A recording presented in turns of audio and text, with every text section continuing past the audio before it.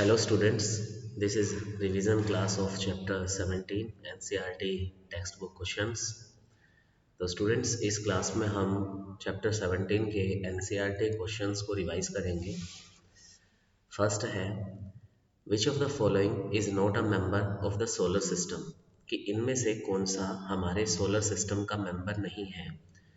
तो पहला है स्टूडेंट एक एस्टेरॉयड, दूसरा है एक सैटेलाइट, तीसरा है एक कॉन्स्टलेशन और चौथा है अ कॉमेट।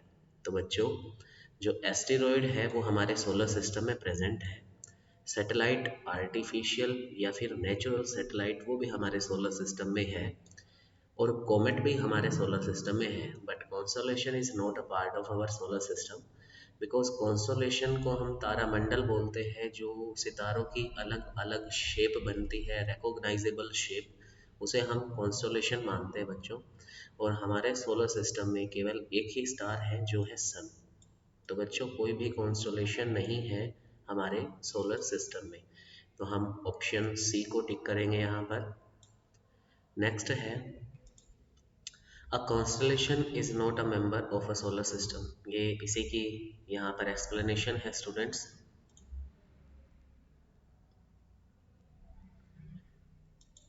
नेक्स्ट है which of the following is not a planet of the sun, यहाँ पर कौन सा प्लैनेट नहीं है सन का।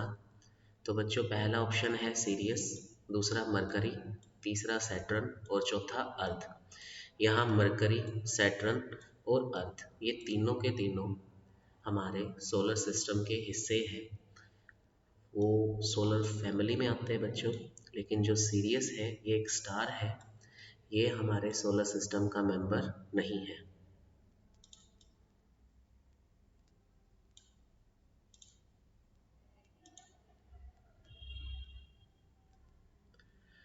नेक्स्ट है students phases of the moon occur because, जो फेज है मून के वो होते हैं we can see only that part of the moon which reflect light towards us, कि हम उसी पार्ट को देखते हैं जो हमारी तरफ लाइट को रिफ्लेक्ट कर रहा है। Our distance from the moon keep changing, हमारा डिस्टेंस मून से चेंज हो रहा है, बदल रहा है इस वजह से। तो ये ऑप्शन भी नहीं होगा बच्चों। The shadow of earth cover only a part of the moon surface, earth की शेडो है वो मून के सरफेस के पार्ट को कवर कर लेती है, तो ये ऑप्शन भी नहीं है स्टूडेंट। और जो थिकनेस है moons atmosphere is not constant, student moon पे कोई एटमॉस्फेयर ही नहीं है तो यहाँ थिकनेस की बात ही नहीं होगी। तो हमारे बी सी और डी तीनों के तीनों ऑप्शन गलत है। हम मून के उन्हीं फेजेस को देख सकते हैं जो सनलाइट मून के सरफेस के ऊपर गिरी और वो सनलाइट उसके जिस पार्ट से रिफ्लेक्ट होगी हमें वो ही पार्ट दिखाई देगा।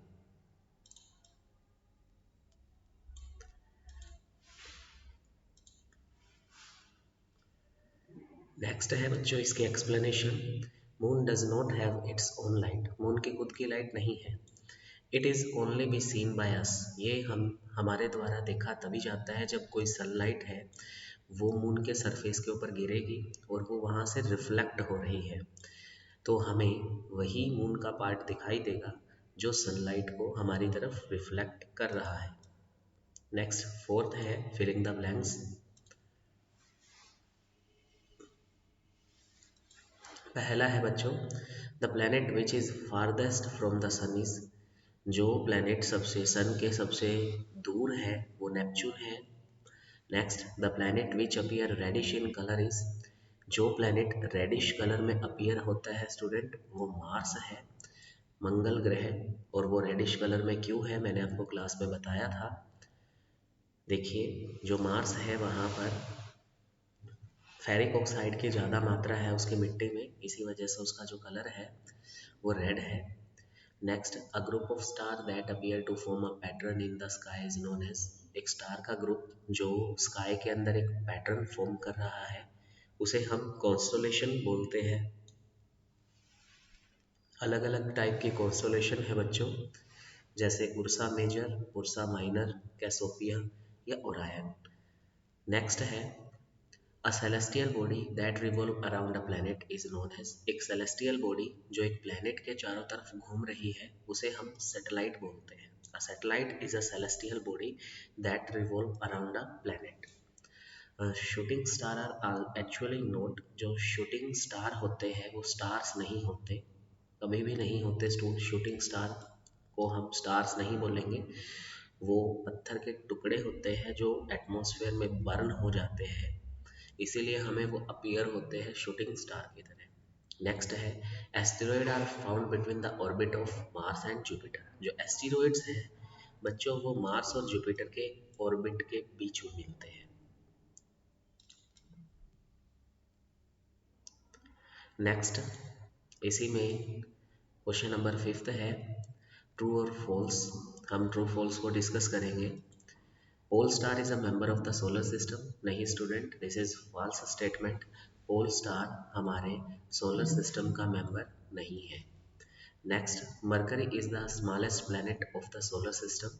जो मरकरी है वो हमारे सोलर सिस्टम का स्मॉलेस्ट प्लैनेट है, तो ये बात सही है स्टूडेंट, सबसे छोटा जो प्लैनेट है वो मरकरी ही है।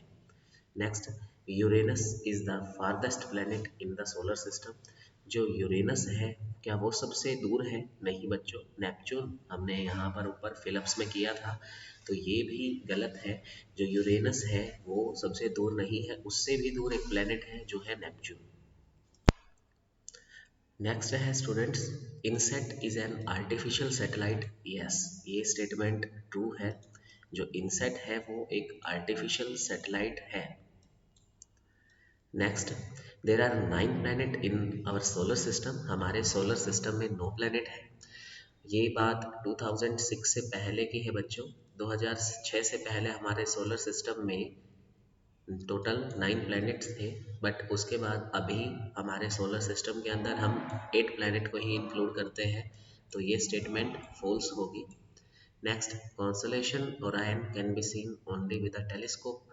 क्या कॉन्स्टलेशन ओरायन को टेलीस्कोप से देखा जा सकता है? सिंपल हमारी नेक्ड आई से देखा नहीं जा सकता, तो ये बात भी गलत है। हम कॉन्स्टलेशन ओरायन को आसानी से देख सकते हैं with the help of necked आई। इसमें हमें किसी भी टेलीस्कोप की जरूरत नहीं पड़ेगी स्टूडेंट, तो ये स्टेटमेंट भी फॉल्स है।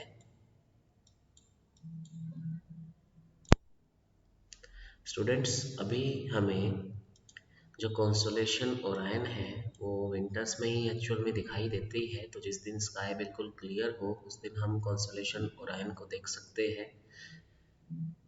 Next,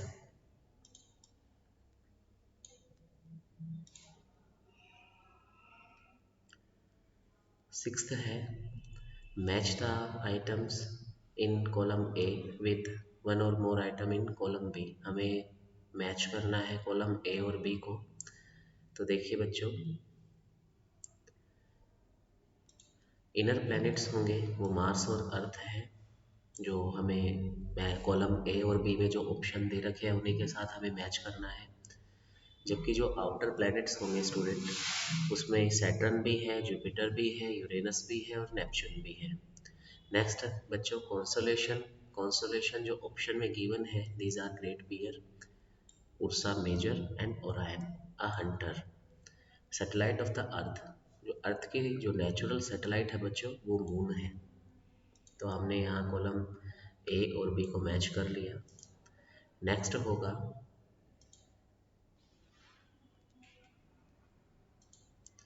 in which part of the sky you can find Venus if it is visible as an evening star.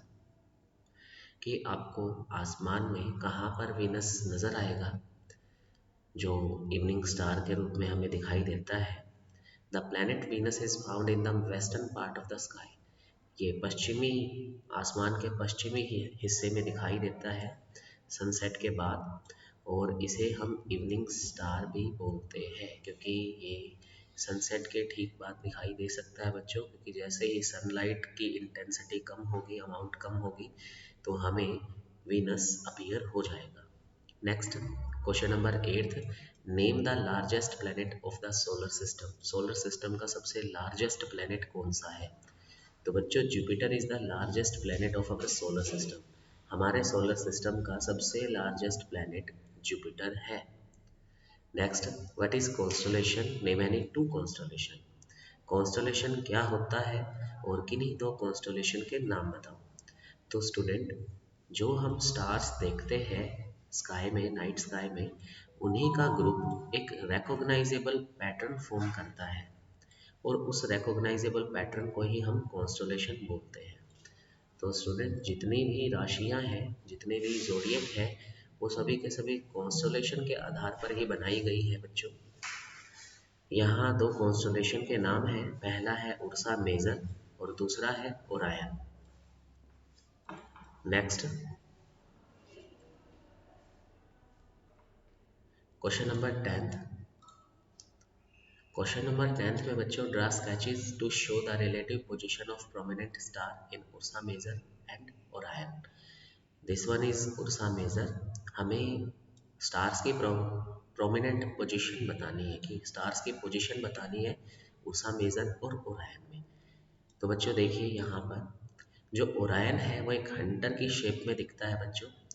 The three bright star appear in the belt. जो Hunter की जो belt है उसमें तीन bright stars दिखते हैं, while four bright stars are arranged in the form of quadrilateral।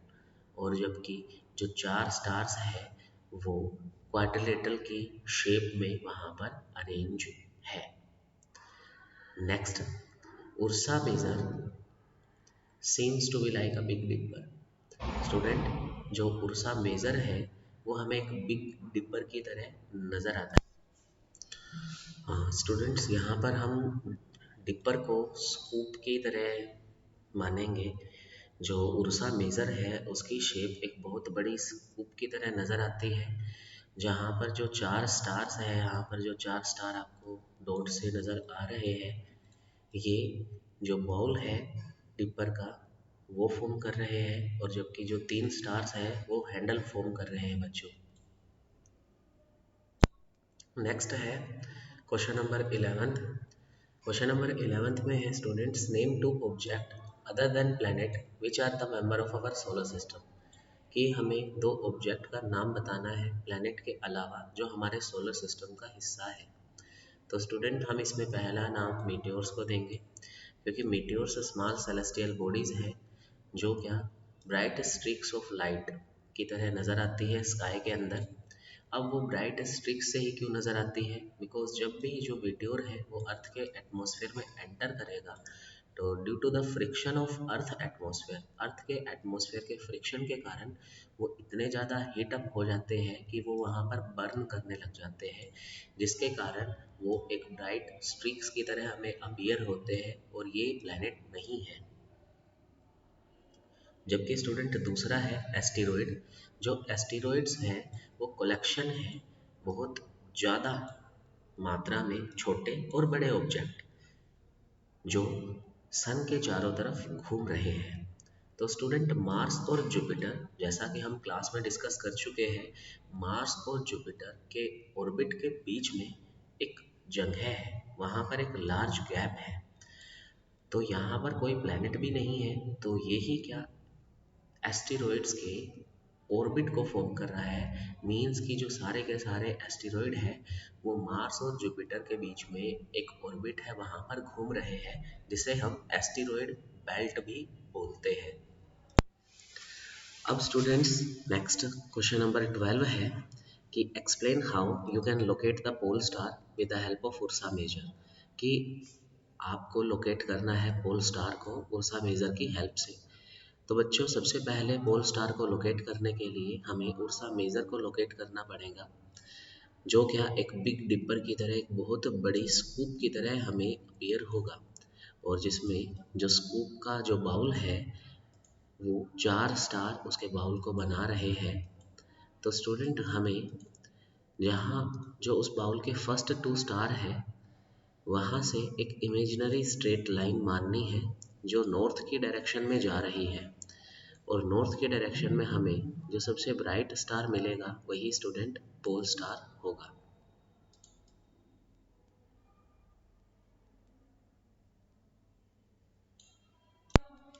Next question है बच्चों, क्वेश्चन नंबर 13।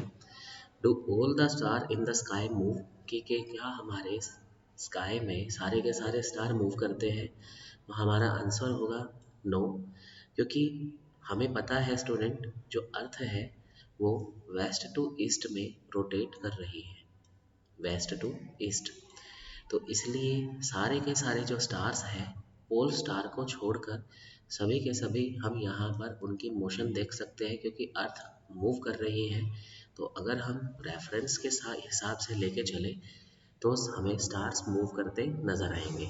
जैसे आपको एक एग्जांपल के तौर पर मैं यहाँ समझाता हूँ कि मान लीजिए एक प्लेटफॉर्म है, वहाँ प्लेटफॉर्म पे बेंच पे कोई पर्सन यहाँ पर बैठा है, और दूसरा उसी के सामने एक ट्रेन है और ट्रेन में भी कोई पर्सन सिट कर बैठा हुआ है। तो बच्चों जैसे ही ट्रेन चलेगी तो जो ट्रेन में पर्सन है उसको लगेगा कि जो प्लेटफॉर्म है वो मूव कर रहा है, बिकॉज वो तो अभी रेस्ट पोजीशन में है। और जबकि जो प्लेटफॉर्म पे बैठा है उसके रेफरेंस में ट्रेन मूव कर रही है बच्चों, तो उसको ये लग रहा है कि ट्रेन मूव कर रही है। तो देखिए बच्चों, सेम टू सेम ऐसा यहाँ पर भी होगा। हमें पता है कि अर्थ है वो रोटेट कर रही है अपने एक्सिस के ऊपर, ईस्ट ईस्ट से वेस्ट की तरफ, ईस्ट से वेस्ट से ईस्ट की तरफ। तो सभी के सभी जो स्टार्स हैं हमारे सोलर सिस्टम, ये सॉरी सन, या फिर दूसरे जो स्टार्स हैं, वो सभी के सभी स्टार हमें ईस्ट से वेस्ट की तरफ मूव करते हुए मिलेंगे। लेकिन अगर हम पोल स्टार की बात करें तो पोल स्टार हमें मूव करता हुआ नज़र नहीं आएगा, बिकॉज स्टूडेंट वो हमारे अर्थ के एक्सिस के पास लोकेट करता है, मीन्स नॉर्दर्न हेमिस्फेयर के एक्सिस के पास। तो अर्थ है वो अपने एक्सिस के ऊपर ही घूम रही है, तो हमें एक्सिस के पास की कोई भी चीज़ है वो मूव करते हुए नज़र नहीं आएगी।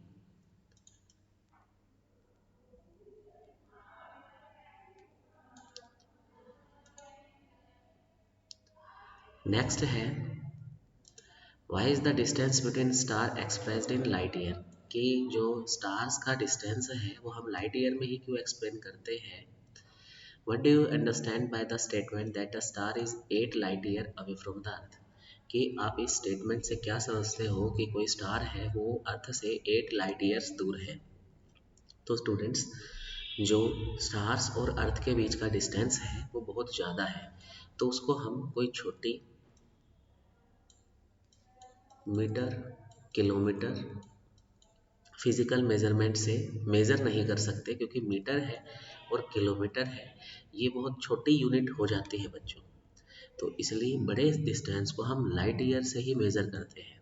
और जो एक लाइट ईयर है वो इक्वल टू होता है कि जो लाइट है वो एक साल में कितना डिस्टेंस कवर करती है, और ये वैल्यू लगभग लगभग 9.46 मल्टीप्लाई 10⁻12 किलोमीटर है। तो स्टूडेंट देखिए, अगर कोई स्टार अर्थ से 8 लाइट ईयर दूर है तो हमें यहाँ पर 1 लाइट ईयर की वैल्यू पता है, हम उसे मल्टीप्लाई कर देंगे 8 से। तो स्टूडेंट हमें यहाँ पर एक नई वैल्यू मिलेगी कि जो स्टार है वो अर्थ से 7.6 मल्टीप्लाई 10⁻13 किलोमीटर दूर है। तो अगर हमें लाइट ईयर का पता चल जाए तो हम आसानी से निकाल सकते हैं बच्चों स्टार्स और अर्थ के बीच का डिस्टेंस। नेक्स्ट है question number 15। The radius of Jupiter is 11 times of the radius of Earth. Calculate the ratio of the volume of Jupiter and Earth. How many Earth can Jupiter accommodate? तो बच्चों ये एक numerical है कि हमें यहाँ given है कि जुपिटर का रेडियस है वो 11 टाइम्स ज़्यादा है अर्थ के रेडियस से। हमें रेशियो निकालना है उनके वॉल्यूम का, और ये पता लगाना है कि कितनी अर्थ है वो जुपिटर में आ सकती है। तो स्टूडेंट हम यहाँ दो स्फीयर कंसीडर करेंगे, पहला होगा जुपिटर और दूसरा होगा बच्चों अर्थ। जुपिटर का हमने रेडियस कैपिटल आर से डिनोट किया, और जो अर्थ है उसका रेडियस R1 डैश से रिप्रेजेंट किया गया। अब यहाँ क्वेश्चन में ये है कि जो जुपिटर का रेडियस है वो 11 टाइम्स मोर है अर्थ के रेडियस से। तो बच्चों जो जुपिटर का रेडियस होगा वो 11 गुना ज़्यादा होगा। तो हम अर्थ के रेडियस को 11 से मल्टीप्लाई करेंगे तो हमें स्टूडेंट यहाँ पर जुपिटर का रेडियस मिल जाएगा। तो अब स्टूडेंट्स हमारे पास दोनों के रेडियस पता है हमें, कि अगर हम जुपिटर के रेडियस को r से डिनोट करते हैं और अर्थ का रेडियस होगा उसको R1 डैश से। तो स्टूडेंट R की वैल्यू क्या होगी? R की वैल्यू हम लिख सकते हैं 11 मल्टीप्लाई में R1 डैश।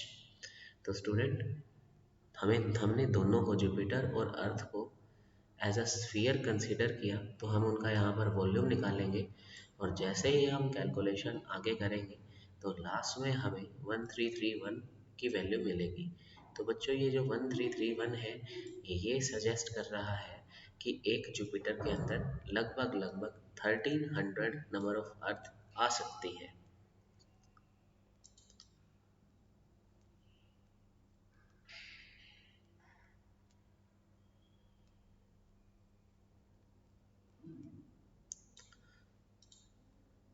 नेक्स्ट है बुजो made the following sketch of the solar system, the sketch correct if not correct it. देखिए बच्चों, जो बुजो है उन्होंने एक सोलर सिस्टम का स्केच यहाँ पर बनाया है, तो ये करेक्ट है या नहीं ये हमें देखना है। तो देखिए बेटा, यहाँ बुजो ने मार्स को पहले ड्रॉ कर दिया और जबकि अर्थ को उसके बाद, और यहाँ वीनस को बाद में ड्रॉ कर दिया और जबकि वो अर्थ से पहले आना चाहिए। तो बच्चों यहाँ पर करेक्ट सीक्वेंस क्या होगा? करेक्ट सीक्वेंस होगा ये जो नेक्स्ट फिगर में हमें दिखाई दे रहा है कि हम प्लैनेट को सबसे पहले मरकरी, उसके बाद वीनस, उसके बाद अर्थ, उसके बाद मार्स, उसके बाद जुपिटर, उसके बाद सैटर्न, उसके बाद यूरेनस और लास्ट में हम नेपच्यून को रखेंगे। तो this is the correct diagram for our solar system.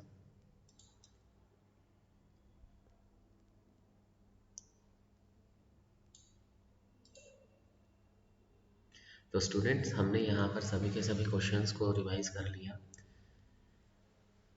Okay students, bye.